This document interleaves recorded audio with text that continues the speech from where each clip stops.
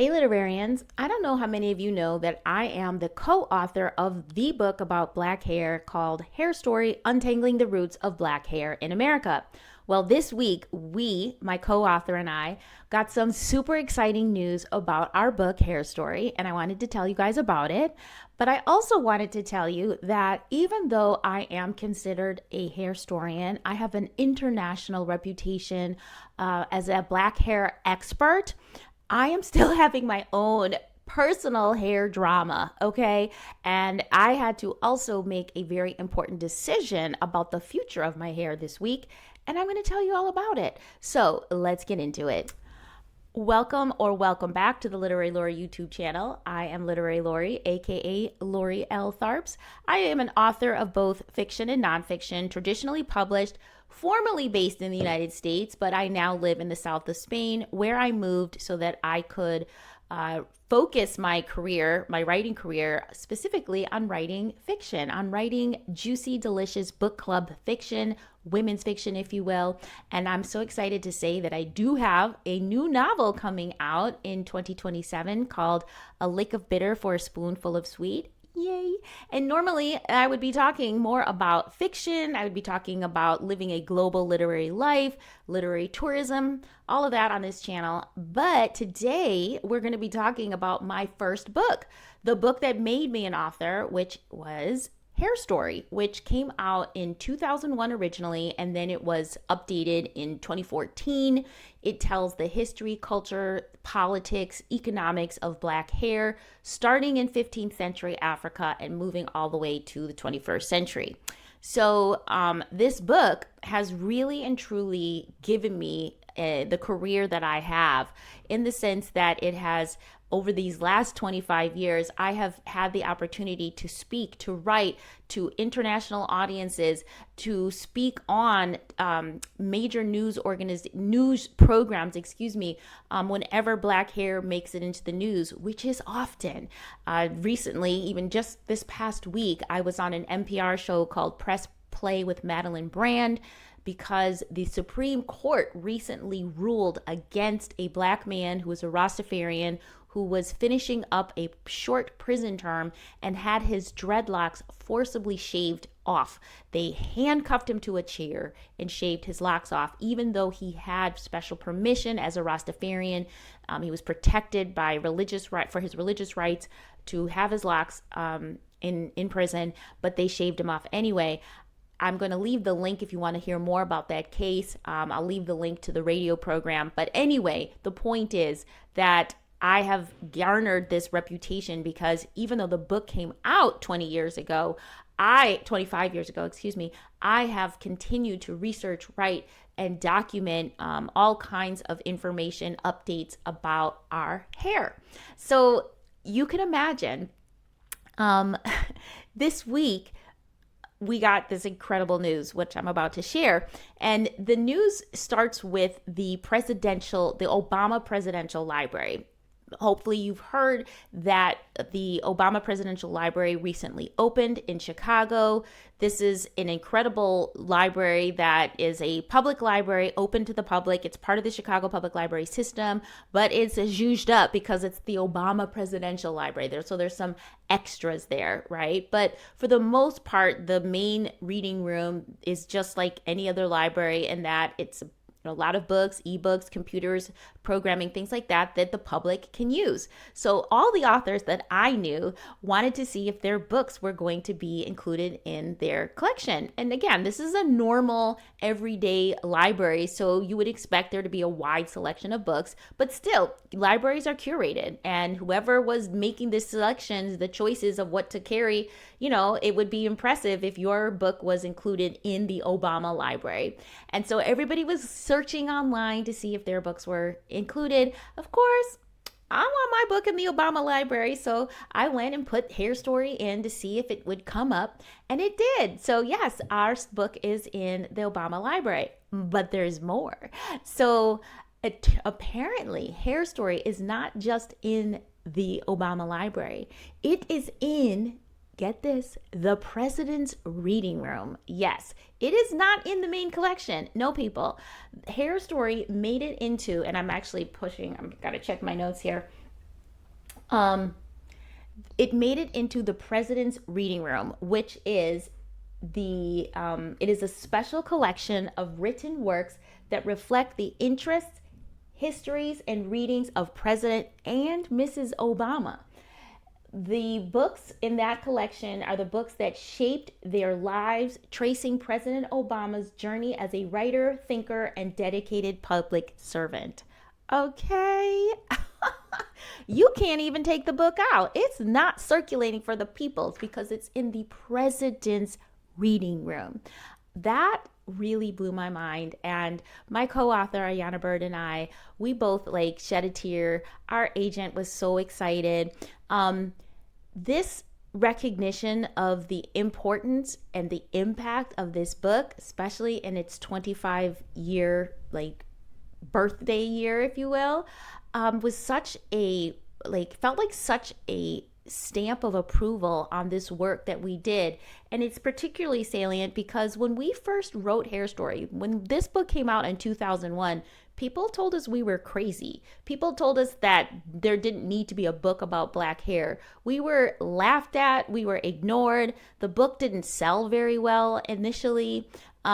Black people didn't want to read a book that had the original cover had a black woman with natural hair. Like, people just shunned the book for a lot of different reasons. We always say it was a book ahead of its time. By the time the updated version came out in 2014, the natural hair movement had broken out. The lots of hair influencers, if you will, black hair YouTubers were becoming much more popular, and the book, found its audience and continues to find its audience.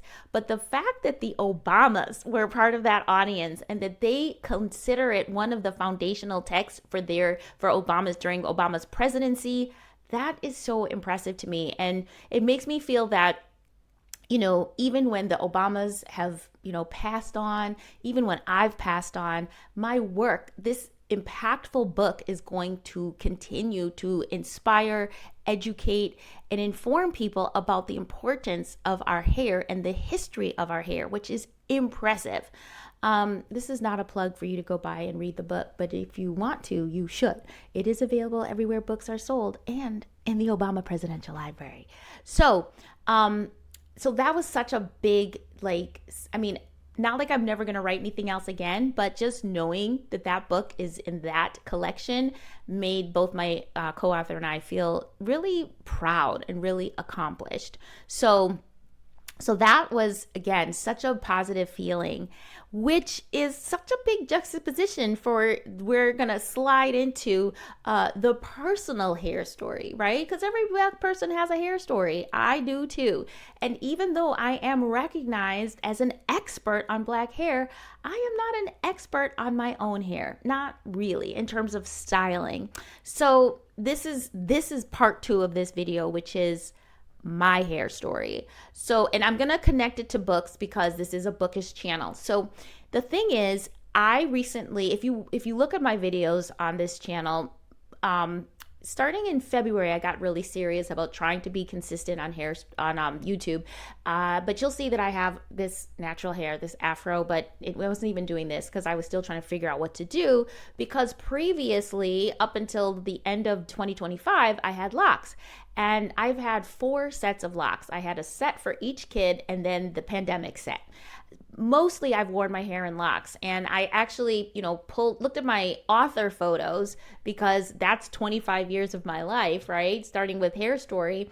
All of my author photos, I have locks. I have my original author photo, my original Hair Story photo, the updated Hair Story photo, my photo from Same Family, Different Colors, locks, more locks. Again, not always the same set, but locks, and more locks. So I think of my professional image, my writer identity, it's always been associated for me personally. And then when people meet me, they expect me to have locks. And when I don't, they're like, oh, you look different. I didn't recognize you. And that's not the problem, that, people don't recognize me. Here's the problem.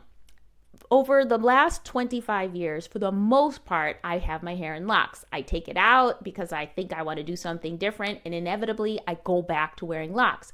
Why? Because I am the world's laziest hair stylist. I don't want to deal with my hair. Not because I don't like it, not because I don't love it. My life has been very busy, and I got into the ease of having locks, which don't require like daily upkeep, daily styling. And so I just didn't get into it. And when I was and wore a relaxer as a child, I was the ponytail girl. I wore one ponytail or two ponytails. That's it. I was never into hairstyling. That's probably a video for another day. But the point is, here I am at this big age, about to hopefully go on a nice book tour when my novel comes out next year. I have other bookish events that I want to go to, continuing to make videos, etc. And my hair is part of my literary identity, if you will. And so I'm trying to figure out, what am I doing with my hair? And I hate that I think this much about it. And again, that's in the hair story. It's this idea of how much we Black women and Black men spend thinking about our hair, worrying about our hair, worrying what we look like. And I like my Afro. I like how I look, but it's too time consuming. The maintenance of keeping a natural Afro looking healthy, which sounds silly, but it is. It's more maintenance than I want to deal with. And the worst part is, because I love my hair so much, my natural hair so much, and I'm so not used to having it out, I am constantly touching it because it's so awesome. I understand why people want to touch Black people's hair. It's amazing. I want to touch my own hair all the time. And then I end up tangling it up. I end up pulling it out. It's terrible. And I hope this is not TMI. Like, I hope somebody out there is like, girl, me too. So I have made the decision, drum roll please, that I'm going to lock my hair again. Okay. That's the big news. I'm going to lock my hair again. However, one of the reasons I took my locks out was because my hair was thinning, and I was thinking it was really looking, I was going bald. I don't think I was really going bald, but it was thinning in places, and I thought it was looking too heavy, and it just did not look good, and I thought my hair wasn't healthy. So again, I've given it a break, and I'm going to lock it again, but I'm thinking this time I'm going to try something like a semi-freeform locks. I'm doing the research, but in other words, I'm not going to be maintaining them, twisting them so frequently, and seeing if I can't grow a healthy head of locks. Probably going to keep them relatively short, so again, they don't create too much tension on my hair, and we'll go from there. So the next time you see me, you'll probably see me with some kind of starter lock situation. I just want you to be prepared. I know people don't like to be shocked when people change their hairstyles and they're like, what's going on? That's what's going on.